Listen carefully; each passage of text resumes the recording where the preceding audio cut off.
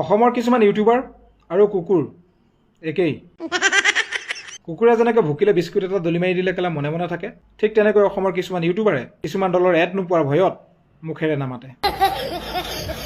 জুবিন দাৰ মৃত্যুৰ পিছতেই কেইটামান আহিছিলে কেলা শিয়ালৰ নিচিনা হোৱা দিবলৈ, জুবিন দাৰ বাবে আমুকটো কৰিম তামুকটো কৰিম, ইটো লাগিব সিটো লাগিব। তাৰপিছত কেলা ফুটুকাৰ ফেন।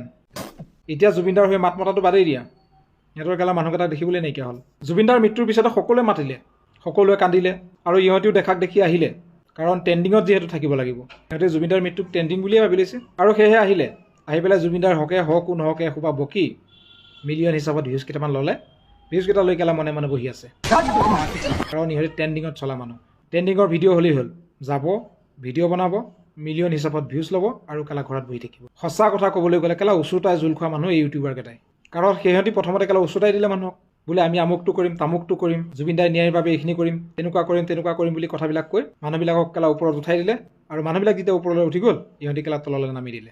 হেল্ল' গাইজ কৈ পেলাই গোটেই কেলা অসমৰ মানুহবিলাকক বুৰ্বক বনালে, আৰু সিহঁতি মিলিয়ন হিচাপত ভিউজ লৈ ঘৰত কেলা বহি আছে। ইহঁতি যেতিয়া প্ৰথমতে চিঞৰিবলৈ আৰম্ভ কৰিলে তেতিয়া ইহঁতক কেলা বিস্কুটটো দি দিলে, বোলে নিচিঞৰিবি, মানে মানে কেলা চুবা আৰু বহি থাক, আৰু বহি আছে।